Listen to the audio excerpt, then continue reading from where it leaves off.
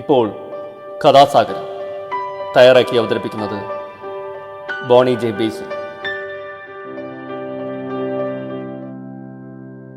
നമസ്കാരം പ്രിയ ശ്രോതാക്കളെ, കഥാസാഗരത്തിലേക്ക് ഏവരെയും സ്വാഗതം ചെയ്യുകയാണ്. അതുപോലെ ഞാനൊരു കഥയുമായിട്ട് എത്തിയിരിക്കുകയാണ്. അപ്പോൾ ആദ്യം തന്നെ ഞാനൊന്ന് പരിചയപ്പെടുത്തട്ടെ. എൻ്റെ പേര് ബോണി. അപ്പോൾ കഥാസാഗരം എന്താണെന്നൊന്നറിയാം. കഥാസാഗരം കഥകളുടെ പരിപാടിയാണ്. ഓരോ എപ്പിസോഡിലും ഓരോ കഥ കേൾക്കാം. നാടോടി കഥകളും മുത്തച്ഛി കഥകളും ഇതിഹാസ കഥകളും പുരാണ കഥകളും ഐതിഹ്യങ്ങളും അങ്ങനെ കഥകളുടെ ഒരു ലോകം. കഥകൾ മാത്രമല്ല കേട്ടോ, കുറച്ച് വർത്തമാനമൊക്കെ അവസാനമുണ്ട്. അപ്പോൾ നമുക്ക് ഇന്നത്തെ കഥ എന്താണെന്ന് മനസ്സിലാക്കാം. ഇന്ന് ഞാൻ പറയാൻ പോകുന്നത് ഒരു പുരാണ കഥയാണ്. അപ്പോൾ കേട്ടോളൂ. ദേവന്മാരും അസുരന്മാരും ഒക്കെ ഉള്ളൊരു പുരാണ കഥ. പലർക്കും ഒക്കെ അറിയാവുന്നൊരു കഥയായിരിക്കാം. എങ്കിൽ കൂടി ഒരിക്കൽ കൂടി കേൾക്കുന്നതിന് ഒരു കുഴപ്പമില്ല. അപ്പോൾ കഥയിലോട്ട് കടന്നാലോ? കഥ ഇങ്ങനെയാണ്. ദേവന്മാരും അസുരന്മാരും മരണമില്ലാത്തവരാകാൻ ആഗ്രഹിച്ചു. അതിന് പാലാഴി കടഞ്ഞാൽ കിട്ടുന്ന അമൃതം ഭോജിച്ചാൽ മതി എന്ന് അവർക്ക് അറിയാമായിരുന്നു. എങ്ങനെയാണ് പാലാഴി കടയേണ്ടത് എന്നതിനെക്കുറിച്ച് അവർ ഒത്തുചേർന്ന് ആലോചിച്ചു. ആ സഭയിൽ മഹാവിഷ്ണുവും ബ്രഹ്മദേവനും പങ്കെടുത്തിരുന്നു. മന്ദര പർവ്വതത്തെ കടകോലായും വാസുകി എന്ന സർപ്പത്തെ കയറായും ഉപയോഗിക്കാമെന്ന് ധാരണയായി. ആദിശേഷൻ എന്ന നാഗത്തിൻ്റെ സഹായത്താൽ മന്ദരപർവ്വതം പിഴുത് സമുദ്രത്തിലെത്തിച്ചു. മന്ദരപർവ്വതം ആഴിയിൽ താഴ്ന്നു പോകാതിരിക്കാൻ മഹാവിഷ്ണു ആമയുടെ രൂപത്തിൽ അവതരിച്ച് താങ്ങി നിർത്തി.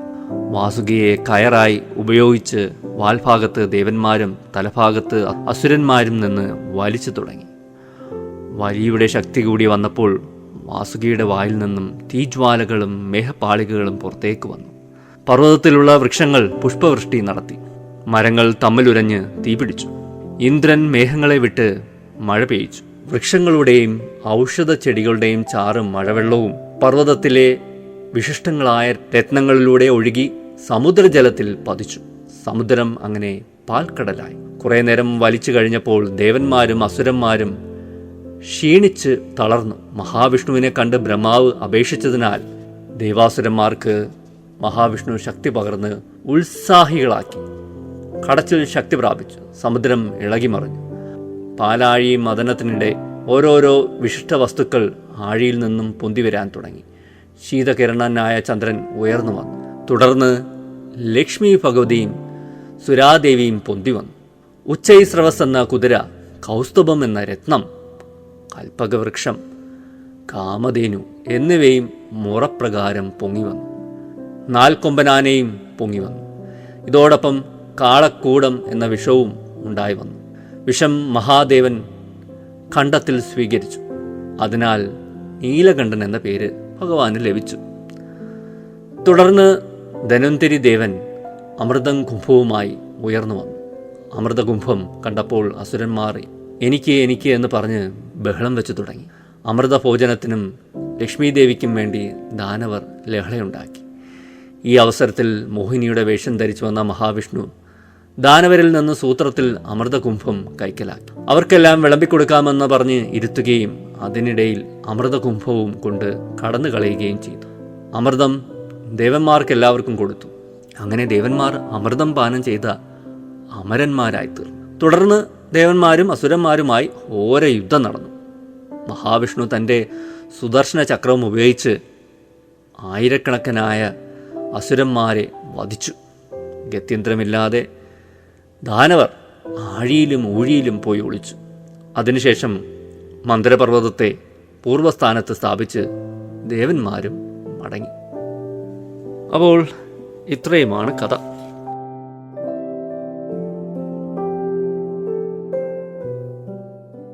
മരണമില്ലാത്തവരാകാൻ അതിൻ്റെയൊക്കെ ഒരു ശ്രമമാണ് നമ്മളിവിടെ കണ്ടത്. അസുരന്മാരും ദേവന്മാരും ഒക്കെ ചേർന്ന് അല്ലേ മരണമില്ലാത്തവരാകാൻ ഉള്ള ശ്രമം. ദേവന്മാരങ്ങനെ വിജയിച്ചു, അമരന്മാരായി തീർന്നു. അപ്പോൾ മരണമില്ല എന്നുള്ളൊരു പ്രക്രിയയാണ് ഇവിടുത്തെ വിഷയം. ഇല്ലാത്ത അവസ്ഥ തന്നെ അല്ലേ.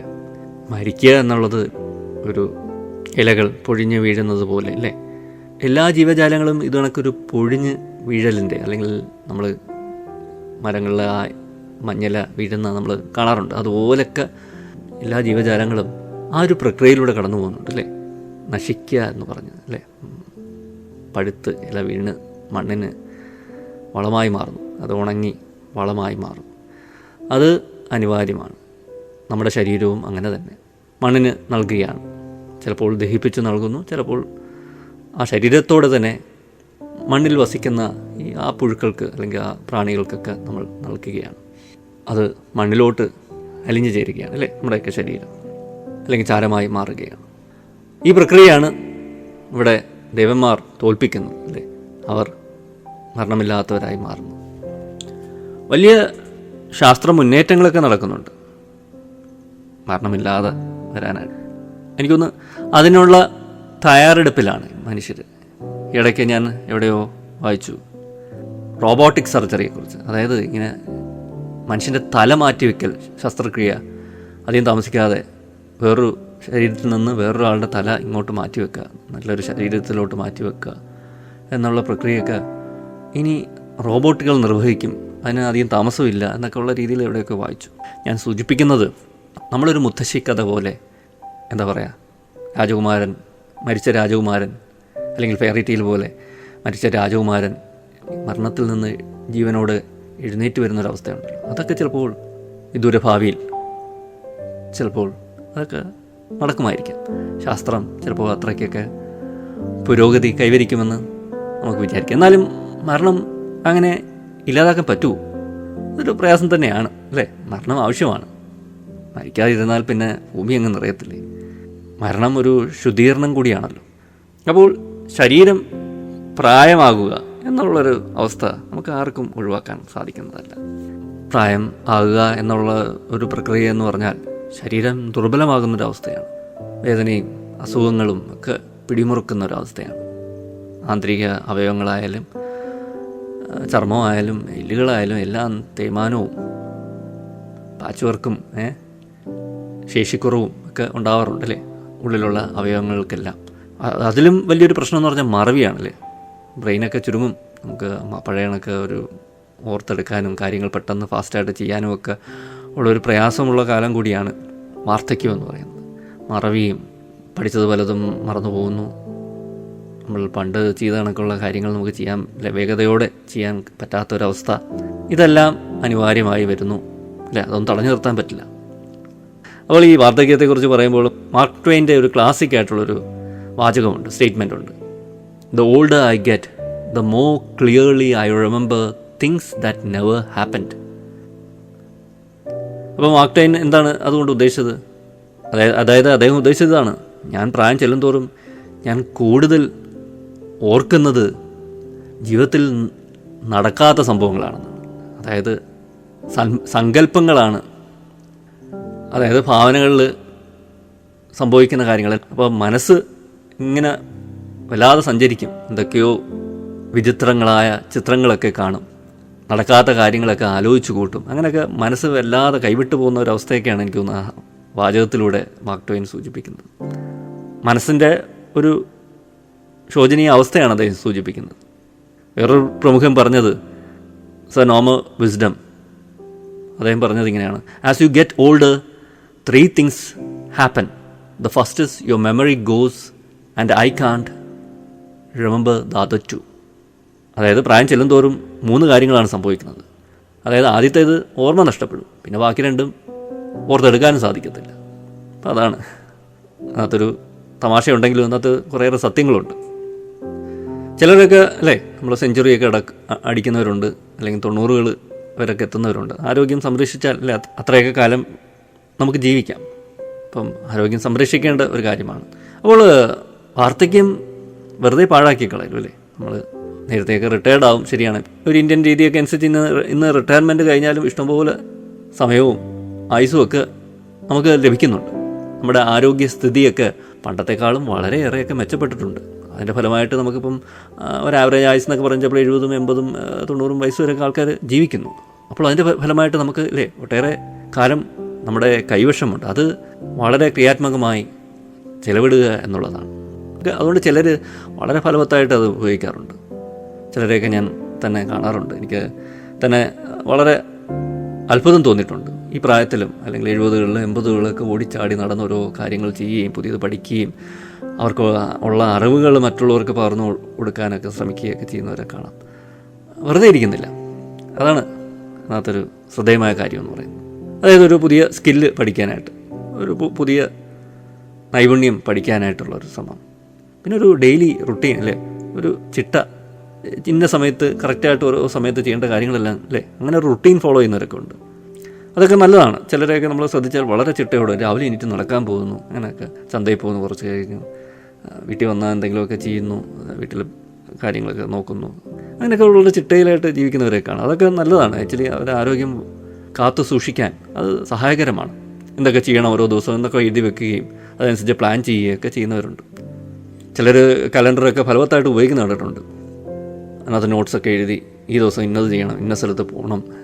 ചിലർ യാത്രകൾ പോകുന്ന കാണാറുണ്ട്. ഈ പ്രായം ചെല്ലുമ്പോൾ അനുഭവിക്കുന്ന ഒരു പ്രശ്നം ഞാൻ മറവിയാണ്. ഈ വെച്ച സാധനം എവിടെയാണെന്ന് വെച്ചാൽ അങ്ങ് മറന്നു പോകും. എല്ലാവർക്കും പറ്റും. അത് എനിക്കൊന്ന് ചെറുപ്പക്കാർക്കുമൊക്കെ പറ്റാറുണ്ട്. താക്കോല് കൊണ്ടുപോയി സ്ഥലത്ത് വെക്കും, പക്ഷേ മറന്നു പോകും അവിടെ വെച്ചിരുന്നു. പിന്നെ കിടന്ന് അന്വേഷിക്കും അതെവിടെ എന്നൊക്കെ പലരെ. എന്നിട്ട് ആരെങ്കിലുമൊക്കെ അതും പറഞ്ഞ് വഴക്ക് പറയുകയൊക്കെ ചെയ്യും.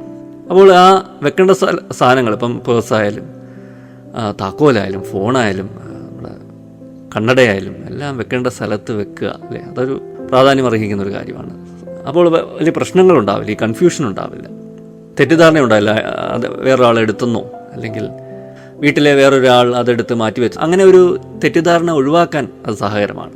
അതൊക്കെ വാർദ്ധക്യത്തിൽ കടന്നവരൊക്കെ ഞാൻ കാണാറുണ്ട് ഇങ്ങനെ നടക്കാൻ പോവുകയും, അത് നടത്ത മാത്രമല്ല കൂട്ടുകാരും ഒത്ത്, അതൊരു ഒറ്റയ്ക്കുള്ള നടത്തേ ആയിരിക്കത്തില്ല, അവരൊരു സംഘമായിട്ടൊക്കെ ചേർന്ന് നടത്ത കഴിഞ്ഞ് കുറേ നേരം ഇന്ന് വർത്തമാനം പറയുക, അടുത്ത ദിവസങ്ങളിലൊക്കെ വേണമെങ്കിൽ ഒരു യാത്രയൊക്കെ പ്ലാൻ ചെയ്യുക, അങ്ങനെയൊക്കെ ഇഷ്ടംപോലെ വളരെ ആസ്വദിച്ച് ആ സൗഹൃദം കൊണ്ട് നടക്കുന്നവരെയൊക്കെ കാണാറുണ്ട്.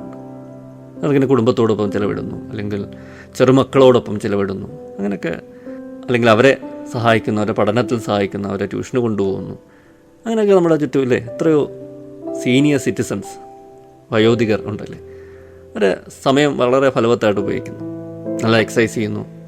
പിന്നെ വലിയൊരു പ്രധാന ഘടകം നല്ല ഉറക്കം കിട്ടുക എന്നുള്ളതാണ്. അതൊരു വളരെ പ്രധാനപ്പെട്ട ഘടകമാണ് അല്ലേ.